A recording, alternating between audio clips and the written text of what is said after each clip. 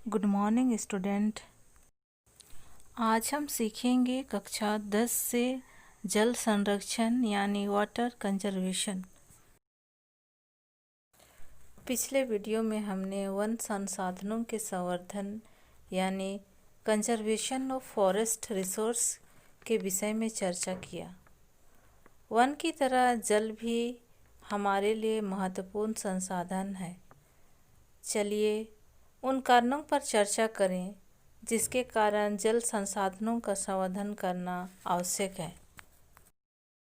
हमारे देश में वर्षा मुख्यतः मानसून पर निर्भर है, इसलिए वर्षा की अवधि कुछ ही महीनों तक सीमित रहती है। वनों की कटाई के कारण वर्षा के तंत्र में परिवर्तन आ रहा है। पेड़ न होने के कारण वर्षा का जल भूमि में नहीं जा पाता, वह बह जाता है तथा समुद्र में मिल जाता है। उद्योगों तथा खेती के लिए जल का अत्यधिक दोहन हो रहा है। इसी कारण विभिन्न कारणों से जल का प्रदूषण भी बढ़ रहा है। ऐसी कई कारणों से उपलब्ध जल में कमी आई है। जल का अनुपस्थिति निकटतम संबंध निर्धनता से भी है, इसलिए हमें जल संसाधन का संवर्धन करना आवश्यक है। प्राचीन समय से स्थानीय लोगों द्वारा बांध यानी डैम्स, जलाशय यानी टैंक, नहरें यानी कैनाल बनाकर जल का संवर्धन किया जाता रहा है।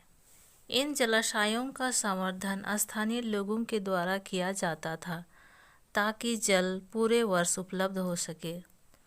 सदियों के अनुभव की सहायता से जल की उपलब्धता को देखकर उचित फसल प्रतिरूप यानी क्रॉपिंग पैटर्न अपनाया जाता था।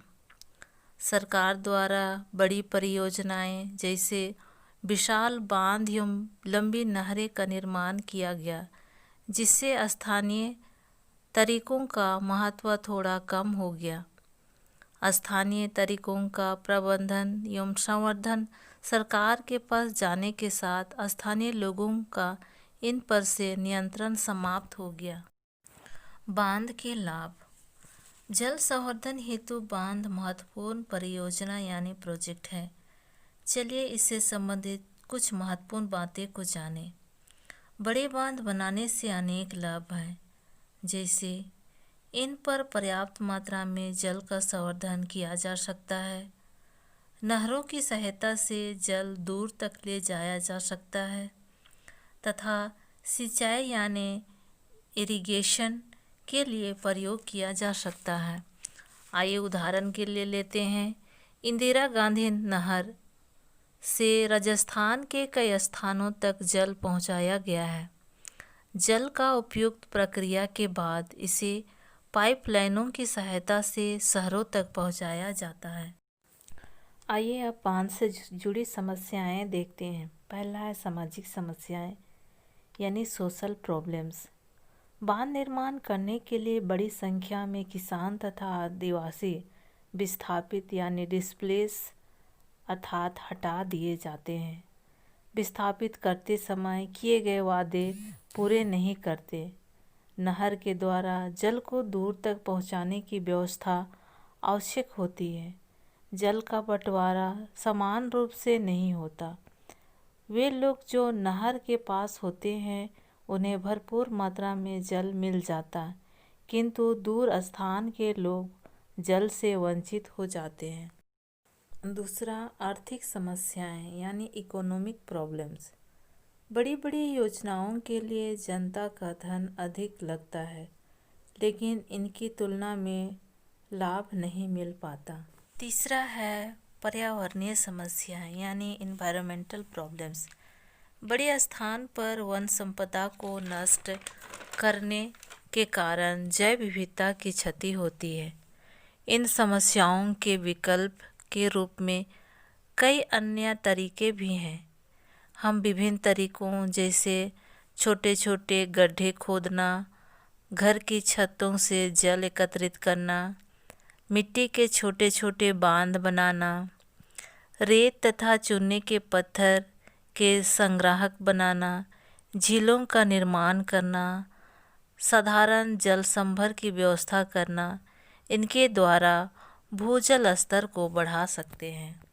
विभिन्न स्थानों पर जल संग्रहण की प्रचलित विधियां भी हैं, जैसे राजस्थान में खादिन बड़े पत्र यमुनाड़ी, महाराष्ट्र के वनरस में ताल, मध्य प्रदेश और उत्तर प्रदेश में बंदिश, बिहार में आहर तथा पाइन, हिमाचल प्रदेश में कुल, जम्मू के कांदी क्षेत्र में तालाब, तमिलनाडु में एरिस, केरल में सुग्रम, कर्नाटका में काटा आदि। इस पर मानव निर्मित नहर की सहायता नदियों की धारा का रास्ता बदलकर गांव लाया जा सकता है, जिससे गांव को जल की आपूर्ति होती है।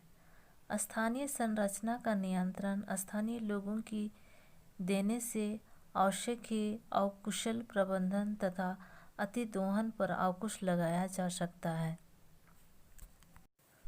समतल भूभाग में जल संग्रहण की तुलना में भौमजल स्तर में वृद्धि करने के कई लाभ हैं, जैसे छोटे गड्ढों में सीमित मात्रा में जल एकत्रित किया जा सकता है तथा इसे कुछ ही महीनों तक संग्रहित रखा जा सकता है, जबकि भौमजल जल एकत्रित करने की मात्रा सीमित नहीं है, क्योंकि ये आसपास क्षेत्र में फैलता जाता है तथा लंबे समय तक संग्रहित किया जा सकता है।